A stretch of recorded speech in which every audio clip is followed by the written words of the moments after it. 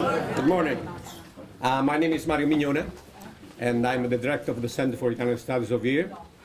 It is really with the great pleasure that I see you, some of my students. I hope that many more will be coming.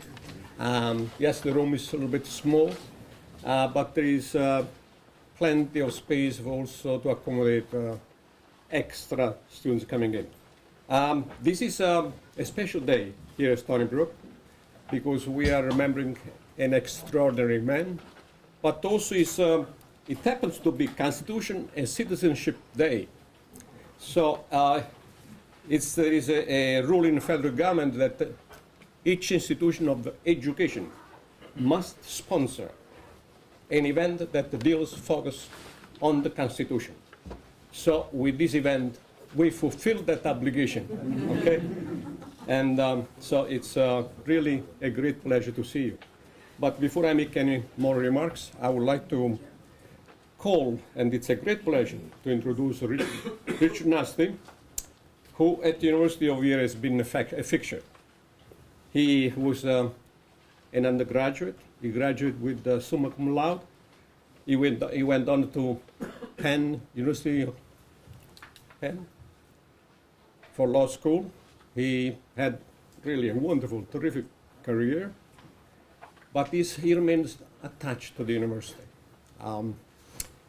For 14 years, he was chair of the university council, and he was appointed by Governor Pataki, and as he's less active as chair of the council, he had not just the privilege, but the right and the responsibility of creating a committee, a search committee, to find the new president of the university. So that was an extremely important act, certainly.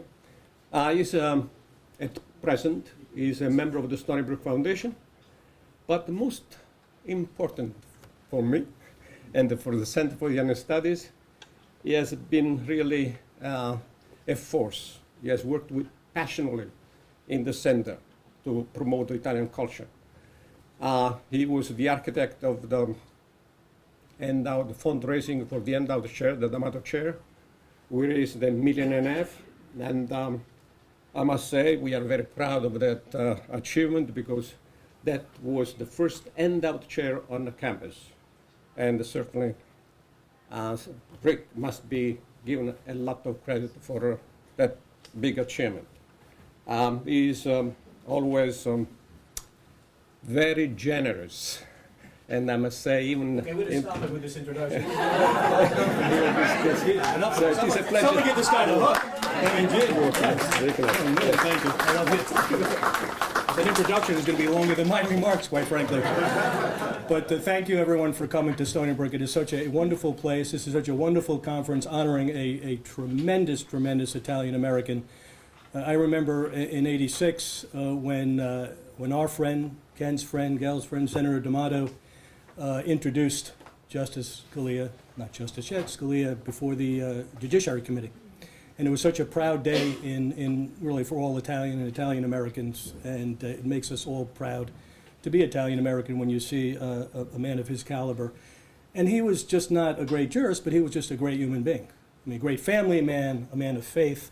He was just someone whose life you really want to emulate. So for the students here who are here for extra credit, and I appreciate that. You should give them more extra credit for being here Saturday morning.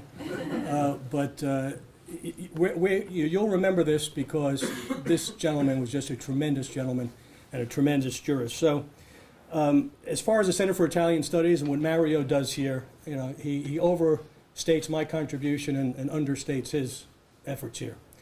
Because without him, there would be no Center for Italian Studies. And the center, for the folks here from the community, I know you're here and you come to these events, the scholarship, there's research, but the community involvement and the community outreach that the center does is just absolutely tremendous and absolutely wonderful. I want to particularly thank our friends from Italy who came a long way to be here to participate, the legislators, the judges, scholars who came here to participate in this conference. It's been a long trip. Many of them are just coming here, turning around and going back. And I want to particularly thank and give a round of applause to a woman. And I think I have a lot of energy, but this woman triples my energy in life, Ludovica Rossi Perini. Ludovica, stand up. Stand up. Stand up.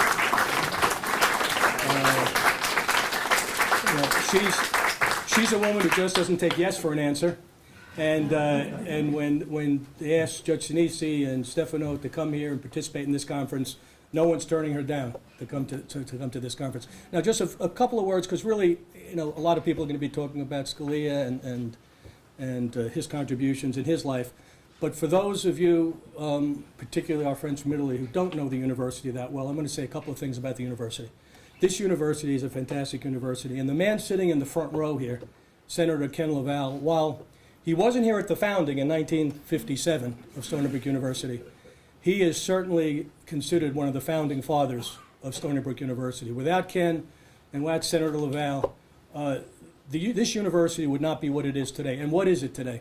It's one of the top 62 research universities in the country. There's an association called the Association of American Universities. Not many people know about it. It is a member-only, invitation-only group of the 62 top research universities in the country. Harvard, Yale, Hopkins, all the ones, Cornell, all the ones you think would be there. But when you mention Stony Brook, you say, wow, Stony Brook, one of those 62 national research universities. So that's quite of an accomplishment. We're considered one of the top 1% of universities in the world.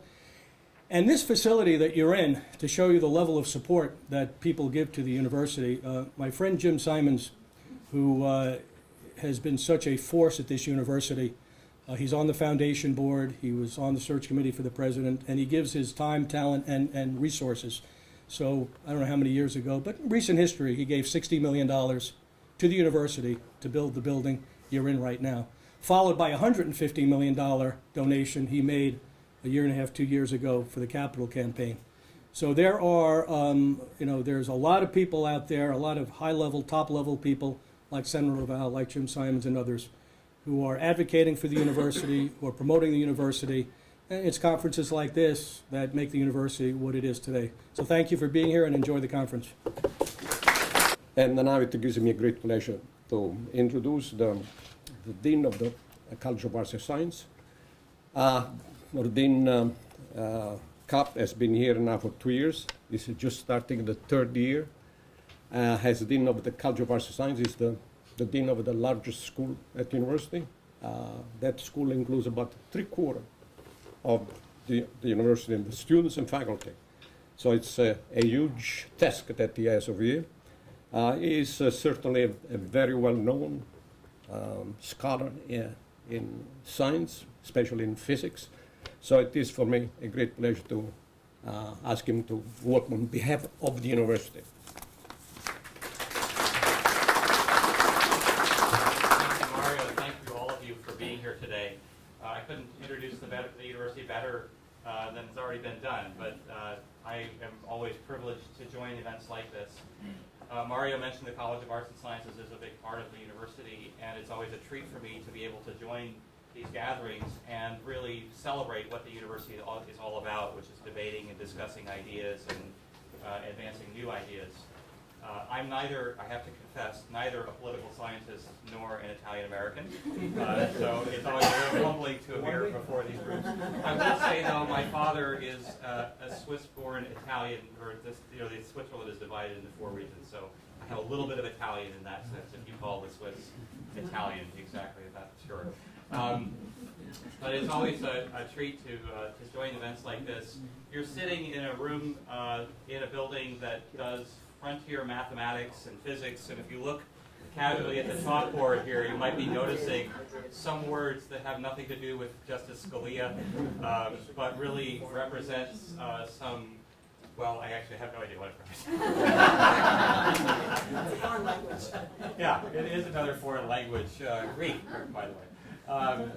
Really, we have so many advanced fields going on at this university. Our mathematics department does incredible things. Our political science department has some of the top scholars in the world. And our SUNY distinguished professor, Jeff Siegel, the chair of the department, you'll be hearing from him shortly. So we do incredible things at this place, and we are so grateful to be able to welcome the community into those ideas and those discussions. Sometimes we don't know all the implications of the things we talk about here, but we always know with great faith that the ideas are important and will have impact someday. In my own field of physics, a lawmaker once asked a famous physicist by the name of Michael Faraday, what point is there to study these things called electrons that you're so preoccupied with? And he said, well, I'm pretty sure someday you'll be able to tax it. So that, I think, is an embodiment of what we do. One of our alumni from Stony Brook University is the chief financial officer at Fox News. And I had the opportunity to visit him and see the facilities there at Fox, and we're walking around, and in we walk, and we're doing a tour, and we're sitting on the set of, I forget which show it is, but Stuart Marty is the host of this particular show. And he takes one look at me and he says, who are you? And I said, well, I'm with Stony Brook University. Your CFO is one of our alums, and we're really privileged to visit today. He says, a university person, a bunch of liberals. And I said, well, you know, interesting you say that. At a university such as ours, we are really proud about celebrating and debating ideas. And so, ideas across the spectrum. And on this campus, this semester, if one were spending the whole semester here, you would see a series of forums that we're hosting related to the presidential election, about immigration, about national security, about the Supreme Court. There's no espousing any one idea, because we at the university believe there's really no right answer, and that the important thing is the process of the debate and the discussion. So I'm really pleased to be joining this event and talking about the legacy of Justice Scalia.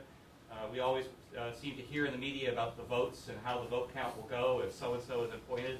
But as I think we're hearing, the legacy of Justice Scalia is beyond the vote count, but about the thought and the impact of the verdicts or the opinions that he wrote, and how he influenced the court to vote in ways that might not have turned out if he had not been there as a real debater in the room. So I welcome all of you, and I appreciate all of you being here, and I look forward to hearing more from our speakers. Thank you, Mario. Dear friend of mine, dear friend of the center, and a great support of the university has done. And for those of you coming from abroad or outside of the state, you should know that the stadium at Stony Brook bears the name of Kenneth P. Laval. And that is the university community to express an appreciation for all of the years of service to the university, a tribute to him and for all the work that he has done. As I said, when I walk through the campus, I see buildings, and I say, on each of these buildings, practically is an invisible signature of Ken Laval, because these are all projects that we sponsor as chair of the Higher Education Committee of the Senate of New York for about 30 years. You can understand the power that he had and where he put his energy. And Stony Brook University has been always on the top of his agenda, legislative and also over the budget. So when we launched the Center for Indian Studies, I should say that the Senate was there to, yes, help us in those first few years and also to launch the program in Italian American Studies. So really, we are grateful to Senator Laval for many, many things, for the great years of service, over 30 years as chairman of the Senate. So Senator, thank you for what you did, and it's a pleasure to work with you. I'm moving my hat closer to me because unfortunately I have to be in several places at the same time. Professor Dr. Mignoni, thank you for putting this event together. Joe Fusco, thank you for your hard work, because these things don't happen easily. And I know Mario Mignoni feels that this is a very important event for the center. So I'm supposed to make welcoming remarks, but I think the two previous speakers really did a great job. University is a place, as was said, to exchange ideas. And today we're looking at an Italian American who distinguished himself and makes us proud, those of us who are Italian American, that there's a person who rose to such a position as Justice of the United States Supreme Court. When I thought about Justice Scalia, he grew up at a time when there was discrimination against Italian Americans. And probably he did not get into Princeton, although he was a valedictorian, because many people feel he was an Italian American. And at that time, people had images of what Italian Americans could be, should be, and he did not fit that mold. His father came from Sicily and was a perfectionist in terms of wanting to speak English and speak English perfectly. So as many of you know, the father went on to receive his PhD. And I think that was a good underpinning, good foundation for the justice to want to go on in terms of his own education.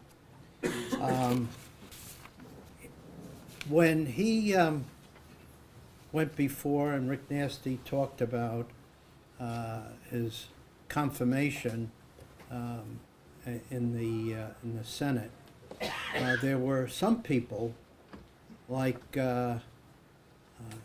Senator Kennedy from Massachusetts who had some misgivings because philosophically they were in different places. But someone reminded Senator Kennedy that back home in his own Massachusetts, there was a large Italian American constituency.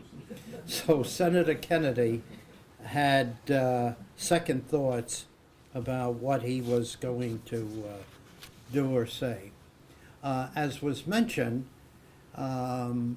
he was a Catholic, and I think both his Catholic and his Italian American underpinnings made him move in a direction in terms of his philosophy on the Supreme Court. I had the opportunity to meet him very, very briefly when he went to made a speech at Toro Law School, and I'm a graduate of that law school, so I had the opportunity of meeting him very, very briefly many, many years ago. And, you know, he was a character. He was a character. And so here he is. He's a constitutional scholar. But, you know, was something about him that showed great warmth and great wit. And so here you had a person who, with his wit and his intelligence, became really a great scholar. Who would have thunk? Who would have thunk his buddy on the Supreme Court would be Justice Ginsburg? So I think it shows and says a lot, and I know later on in the program we're going to talk about opera, and who would think opera would bring together two colleagues on the Supreme Court.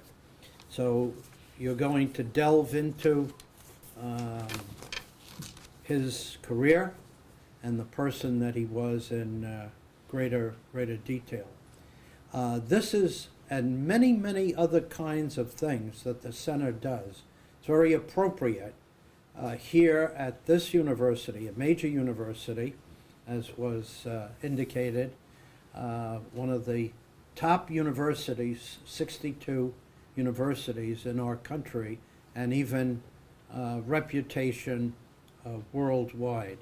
So there are other centers here, and today you are, many of you, as I look at the audience, are Italian or Italian American, and it's very appropriate to look at the career of someone that we're very, very proud of to have and say that an Italian American served on the United States Supreme Court. That is a major, major thing.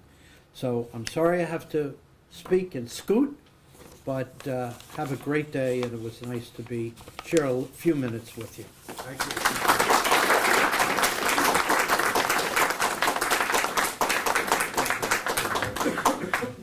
It is my duty and responsibility, really, to acknowledge those people who played a role in organizing this conference.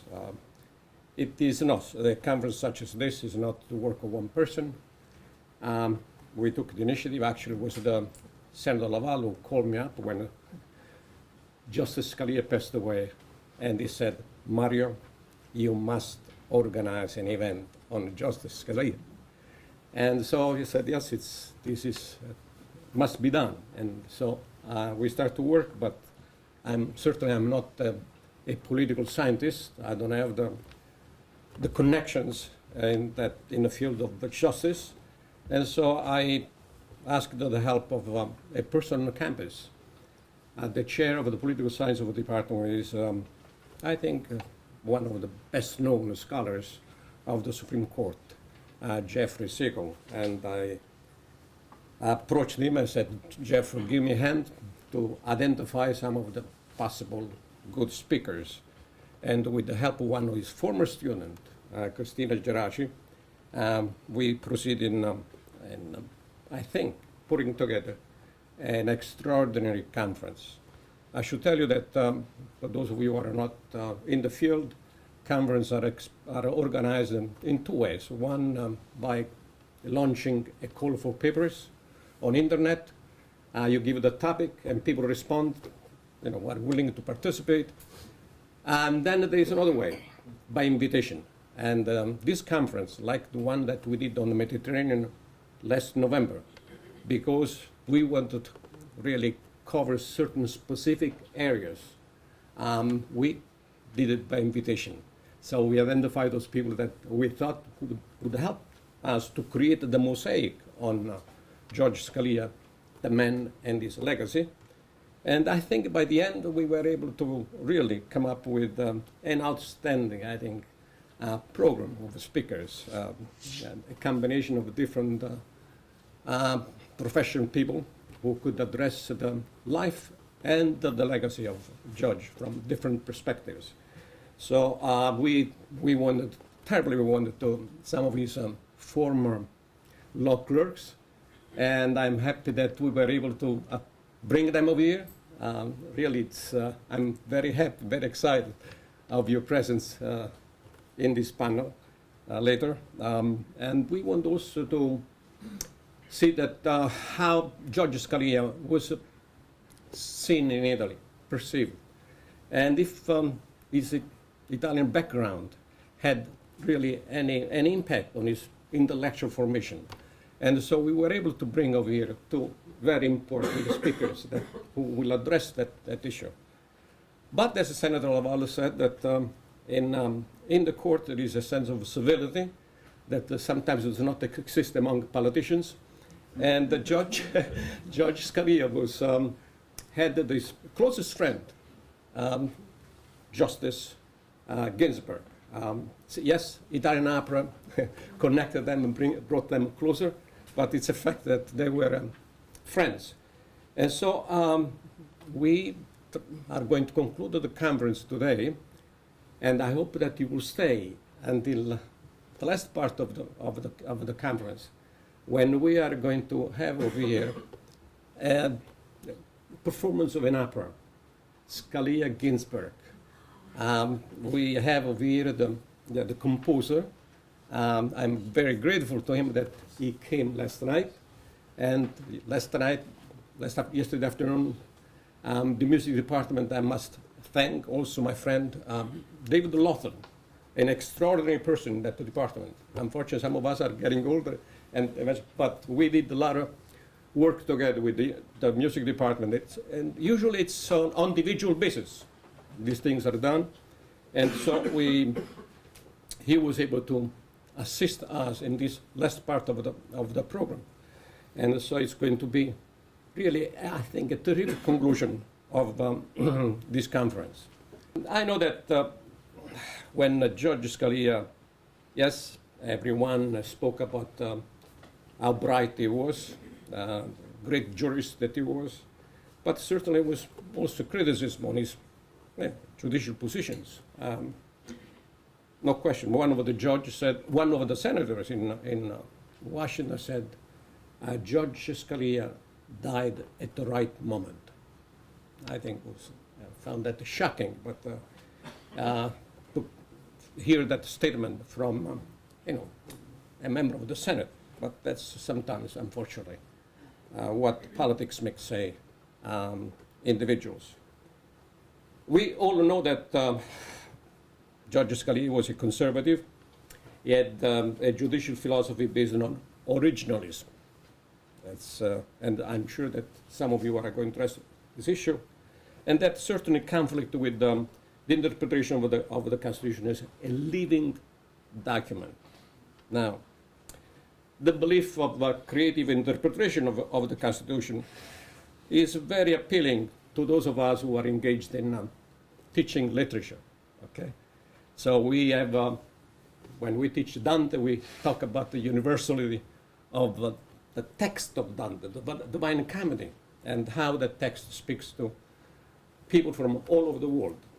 There is always a message there, and that the message has been, yes, changing probably through the ages.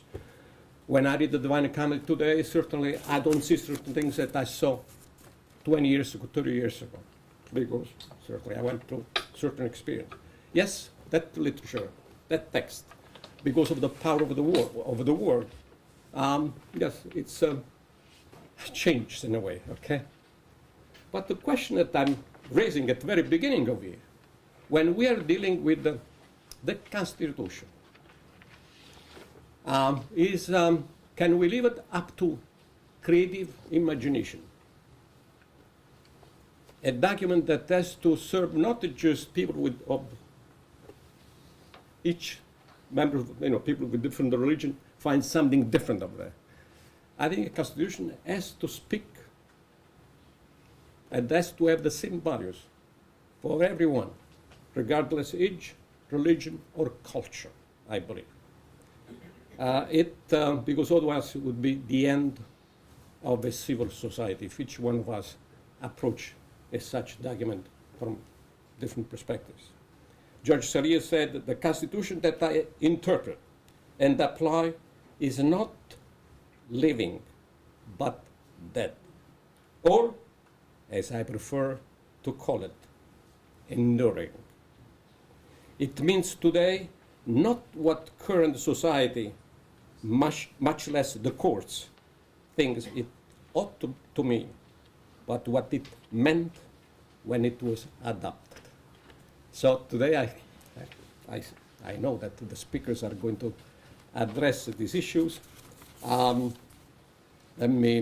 Before I finish, I want to again thank everyone, all the speakers, because without them we will not be here, but each one of them, again, and also my friends from Italy, thank you for coming, certainly.